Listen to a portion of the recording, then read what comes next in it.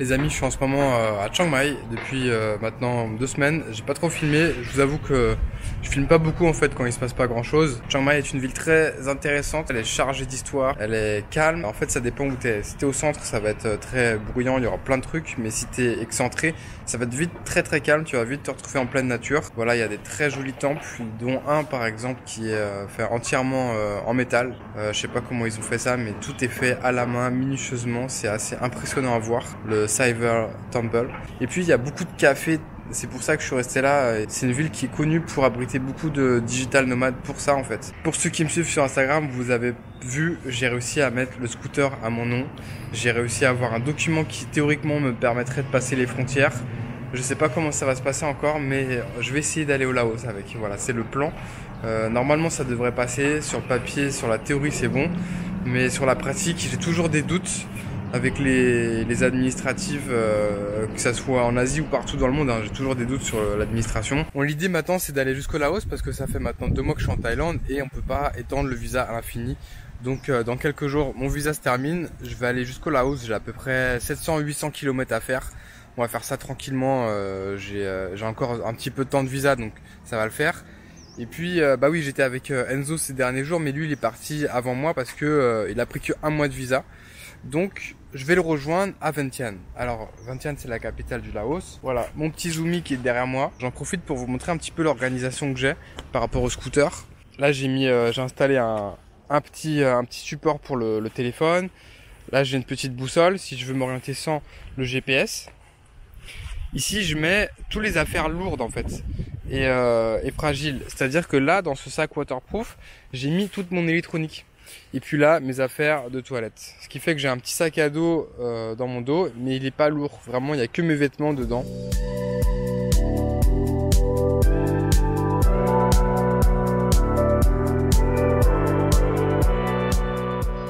J'ai beaucoup tracé, j'ai dû faire 400 km. C'est marrant parce que là du coup, je me suis levé tôt aujourd'hui. Il est 7h30 et franchement, il fait froid. Je vous jure, il fait froid. Là c'est l'hiver ici, hein. Comme chez nous c'est l'hiver. C'est juste que les températures descendent moins bas que chez nous. C'est marrant parce que ça les impressionne les Thaïlandais quand il fait froid. Ils sont toujours en train d'en parler. Dès qu'il fait moins de 20 degrés, pour eux c'est froid. C'est vraiment froid.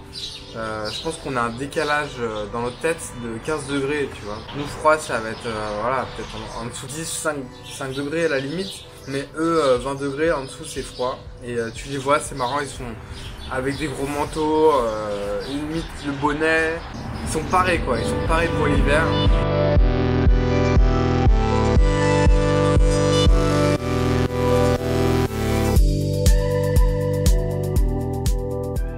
Bon les amis, j'ai trouvé un spot paradisiaque. Je crois que c'est la première fois que je mange devant un endroit aussi spectaculaire. Je suis devant un petit bungalow, un petit truc en bois en fait. Il y a souvent ça dans les restaurants. Et puis je me suis pris à manger. J'ai pris ça, de l'igname, du riz et puis du poulet. Donc devant ce paysage, je pense que ça n'a pas de prix. Ça me fait bizarre de me dire que dans quelques jours je vais quitter la Thaïlande. Je m'étais vraiment accroché à ce pays, je m'étais vraiment accroché à la culture, aux gens, au paysage, à tout. Franchement c'est un tout. Je suis vraiment tombé amoureux de ce pays. Je pense que je vais y revenir de toute façon. Et parce que il y a encore des régions que j'ai pas encore visitées, que j'ai envie de voir. Et puis même le cadre est vraiment sympa pour travailler. Voilà, je vais voir le Laos. Après, je sais pas comment ça va se passer. Il y a toujours ce petit suspense avant d'arriver dans un nouveau pays. Sachant que avant de visiter un pays, je me renseigne absolument pas. Je sais rien du tout sur le pays en fait. Je sais juste que le Laos c'est montagneux et que la culture ressemble beaucoup à la Thaïlande. À part ça, je sais rien du tout et j'ai même pas envie de savoir. Je regarde plus les vidéos d'autres voyageurs depuis que je voyage parce que justement ça me retire un peu de surprise quand j'arrive dans un nouveau pays.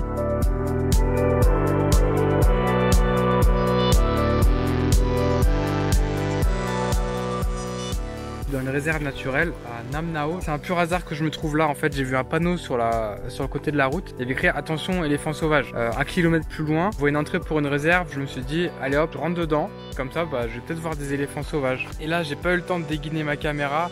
Bon j'ai pas vu un éléphant mais j'ai vu un un sanglier ou un cochon noir très très grand. J'ai jamais vu un truc aussi énorme. C'est marrant parce qu'en fait la végétation me fait vraiment penser au sud de la France. Ça fait très provençal. D'ailleurs il y a des pins, il y a des conifères. C'est la première fois que j'en vois en Thaïlande. Je commençais à me demander s'il y en avait ou pas. Je sais pas si vous voyez là, il y a un serpent de malade. J'ai failli rouler dessus.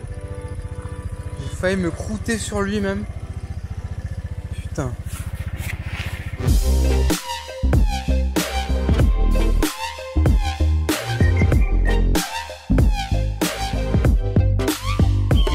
Ça y est, j'y suis.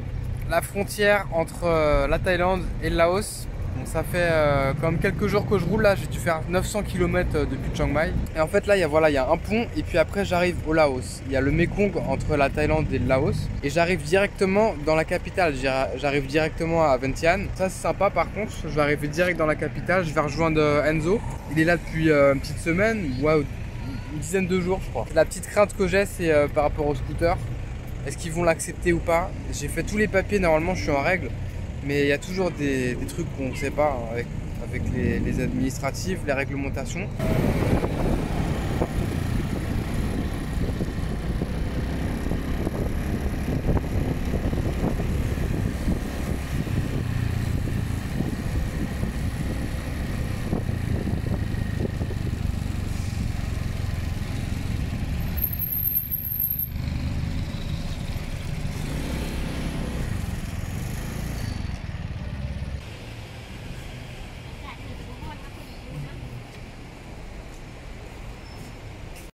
On balade de bureau en bureau pour l'instant, j'arrive pas trop à comprendre. Peut-être que c'est moi qui est con, hein. Mais on m'oriente vers un bureau, puis après on me dit que c'est pas ici, c'est un autre. Donc,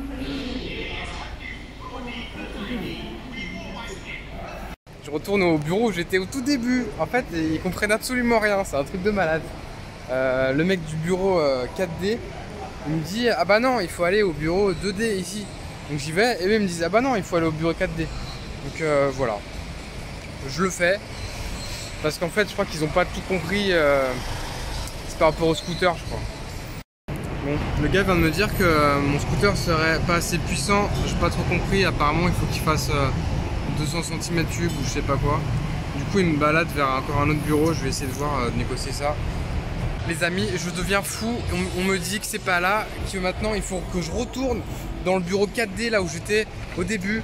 Et là je suis un petit peu sur les nerfs, je vous avoue, j'ai envie de cogner dans un truc, j'en peux plus, j'en ai marre. Ça fait 6 fois qu'on m'envoie d'un bureau à un autre, j'en ai marre, ça me casse les couilles. À chaque fois je dois réattendre tout ça là, tous ces gens qui attendent.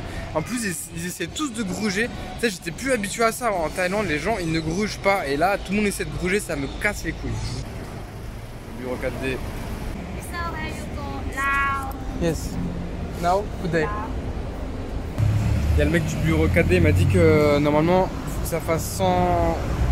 Enfin, elle est pas assez puissante pour passer. Et là j'ai l'impression qu'elle a l'air de s'en battre les couilles, donc on va voir. Hein. J'ai réussi à sortir le scooter de la Thaïlande, je sais pas comment. Ils m'ont dit que ça allait pas passer, c'est passé quand même. J'ai rien compris, ils m'ont rien tamponné sur le passeport. Il n'y en a aucun qui parle correctement, qui peut m'expliquer concrètement ce qu'il faut faire. Là je suis dans le duty free. Ils m'ont toujours pas tamponné la sortie de la Thaïlande. Je leur ai dit c'est bon, normalement vous tamponnez pas. Faut savoir que là je suis entre la Thaïlande et le Laos. Normalement on te tamponne quand tu sors de la Thaïlande et après on te remet le visa ou on te tamponne le visa quand tu rentres dans un autre pays. Et là on m'a pas tamponné quand je suis sorti de Thaïlande. Voilà, donc pour vous dire à quel point je suis perdu. Je suis vraiment paumé, Et puis il n'y a personne hein, pour m'aider, ils me renvoient tous dans un bureau et un autre.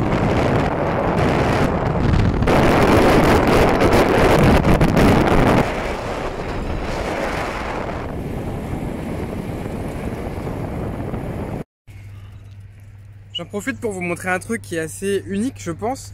En fait c'est un carrefour qui sépare les deux pays. Il faut savoir qu'en Thaïlande on roule à gauche, au Laos on roule à droite. Voilà, je vous explique. Là, c'est le côté thaïlandais. En gros, c'est une voie à double sens. On arrive par là et l'autre voie à double sens, elle est là-bas. Donc voilà, on roule à gauche et puis là-bas, il roule dans ce sens-là. Donc là, c'est le côté laotien. Ce qui fait que pour changer de sens, là voilà, à partir de là on roule à droite. Et là, je sais pas comment vous expliquer, mais je pense que vous avez compris. Voilà, c'est un carrefour qui permet de changer de sens de circulation.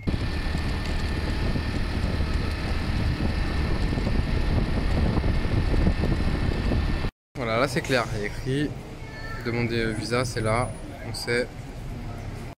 Voilà, donc là je dois remplir ce formulaire pour faire une demande de visa. Une petite photo, comme je vous avais dit, il faut toujours avoir des photos d'identité. Là dans le formulaire il y a écrit race, je sais pas comment interpréter ça, race, parce que c'est demande mon origine en fait. J'arrive pas à piger ça, je dois mettre quoi, caucasien. Et même je trouve que c'est hyper discriminant quand même. Je trouve que c'est vraiment bizarre d'écrire ça. J'ai jamais vu ça dans un formulaire de visa. Voilà, je viens de remplir le formulaire, je lui ai remis. Et le mec il me dit il y a un problème avec ton passeport. Et bah ouais, bah c'est ce que je pensais. Ils m'ont pas fait le tampon là-bas. Ils m'ont pas fait le tampon à l'immigration des Thaïlande. J'ai insisté pour qu'ils le fassent, ils l'ont pas fait. Devinez où je suis? Je suis à côté du bureau 4D et à côté du bureau 6D. C'est un plaisir de revenir ici. Je suis plein de joie, plein de bons souvenirs. Voilà, c'est un lieu que je connais parfaitement, même si je ne comprends pas l'utilité. Bon, c'est bon, j'ai le tampon. En fait, je suis désolé, dans cette vidéo, vous allez croire que c'est hyper compliqué, et que c'est casse-couille et que tout le monde nous raconte que de la merde. Et franchement, c'est le cas pour moi. Mais je suis sûr que, genre, si je reviens demain et si je fais le même truc, je tombe sur des bonnes personnes qui arrivent bien à m'expliquer directement ce que je dois faire, ça marche tout de suite. Mais c'est juste que là, en plus, il y avait le scooter et je pense qu'ils m'ont renvoyé vers les bureaux spéciaux pour les scooters. Et quand j'allais dans le bureau spécial scooter, le mec il comprenait pas quand il voyait un étranger arriver. Je suis arrivé au bureau qui permet de contrôler les véhicules étrangers. Donc c'est là où tout va se jouer. Je vous avoue, je suis un peu sceptique sur le truc là. Donc là, je dois remplir ce document qui me permettra d'importer mon scooter. J'ai tout essayé. J'ai rempli le paplard. J'ai tout rempli. J'ai tout fait comme il fallait. Et au dernier moment, là, je suis à 5 mètres du Laos et je peux pas y aller parce que mon scooter il fait pas 150 cm3, il fait 110 cm3. Et ils veulent pas me laisser passer à cause de ça. C'est dans leur loi, c'est comme ça. Je pouvais rien y faire. J'ai tout essayé. Je les ai fait appeler leur patron. Je leur ai dit appelez encore, appelez d'autres personnes, demandez machin. J'ai tout fait. J'ai essayé de les corrompre. J'ai même tendu des billets. Je leur ai dit tenez, faites-moi le tampon. Ils n'ont pas voulu. Mon scooter il est là. Là il y a la frontière. Et puis juste là derrière cette grille il y a le Laos. Franchement j'ai envie de j'ai envie de passer, tu vois, et je peux même pas, j'ai trop la haine. Ça fait des heures que je suis là à la douane à tout faire comme il faut, et puis on me dit au dernier moment que ça passe pas. Je sais pas quoi faire, voilà. Là ils m'ont dit que en gros je dois retourner côté thaïlandais, laisser mon scooter et puis repasser la frontière de nouveau. Mais j'ai même plus envie, j'ai envie de dormir là, je veux plus rien faire. Je suis démotivé. J'ai passé des semaines à attendre à Chiang Mai pour avoir les papiers du scooter à mon nom, pour avoir le certificat qui me permettrait de passer les frontières. J'ai tout fait, j'ai tout fait. Et là, je suis à 3 mètres de la frontière et je peux pas. Les amis, j'ai accepté ma défaite, j'ai accepté l'échec. C'était dur de l'accepter. J'ai tout essayé, tout ce qui est possible de faire. J'ai demandé à absolument tout le monde. J'ai eu des refus. À force de voir ma tête, ils en ont eu marre. Ils m'ont envoyé dans le bureau du grand chef quoi, du département des douanes et tout. Et il m'a bien fait comprendre que c'était mort. Et j'avais essayé de soudoyer j'avais essayé de soudoyer tout le monde avec un billet de 1000 bahts. Mais lui, j'ai même pas essayé pour te dire. Voilà, mon petit scooter, il va finir là. Juste à l'entrée du bureau d'immigration. Juste devant les douanes. En fait, j'ai l'impression qu'il y a beaucoup de monde qui font ça. Hein. Regarde, il y a plein de scooters. Ceux qui peuvent pas passer, ils laissent leur scooter là. En fait, je m'étais tellement habitué à voyager en scooter que redevenir piéton, ça va être compliqué, hein, je vous le dis. Hein. Là, je me dis que je vais rester un mois au Laos, puis je vais reprendre mon scooter et puis je vais retourner en Thaïlande. J'arrive même pas à partir de mon scooter, hein, pour vous dire. J'arrive même pas à m'en séparer. Ah, j'aurais bien aimé qu'il soit abrité. Je me demande si je vais pas acheter une bâche au 7-Eleven pour foutre dessus. Ouais, je crois que je vais faire ça, je vais acheter une bâche. Bon les amis, j'ai décidé de le garer devant le 7-Eleven. Déjà parce que il sera toujours sous surveillance. Et puis en plus il y a un abri. Voilà, c'est mieux que le petit coin sombre que j'avais trouvé au début. Regardez, il y en a qui font la même chose. Celui-là il a pris la poussière, donc à mon avis il est là depuis un sacré moment aussi. Donc voilà, c'est là où la route va se séparer entre moi et le petit Zoumi. On le verra sûrement par la suite. Mais là pendant un mois je vais devoir le laisser et puis faire ma route.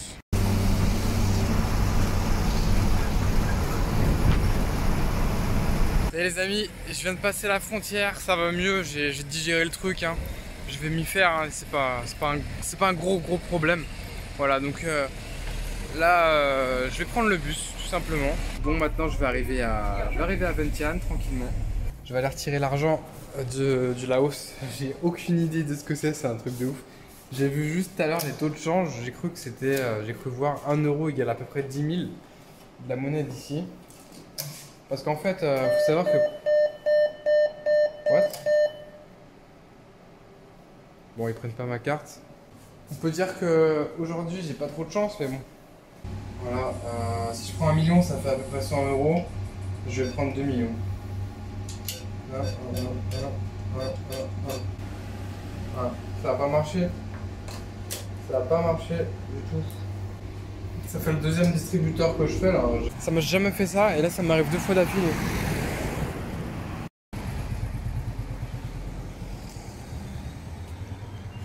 Le troisième. Si celui-là il marche pas mon gars, c'est que j'ai la poisse. Fais péter le flouze.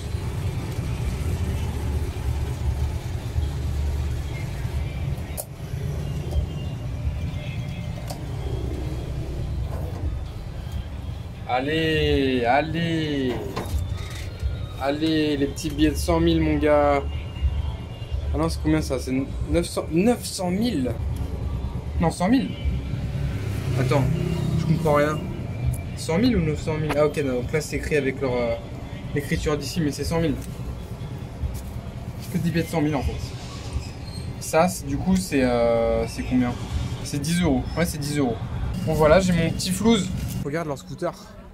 Bah, ils font tous la même cylindrée que le mien, hein. Ils font tous moins de 150 cm3. C'est pour ça que je comprends. Moi, ce qui me saoule, c'est les injustices, les lois débiles comme ça, qui interdisent les gens de rentrer dans le territoire avec un modèle de scooter que finalement, eux, ils ont tous. On m'avait prévenu hein, que ils acceptaient pas en dessous de 250 cm3.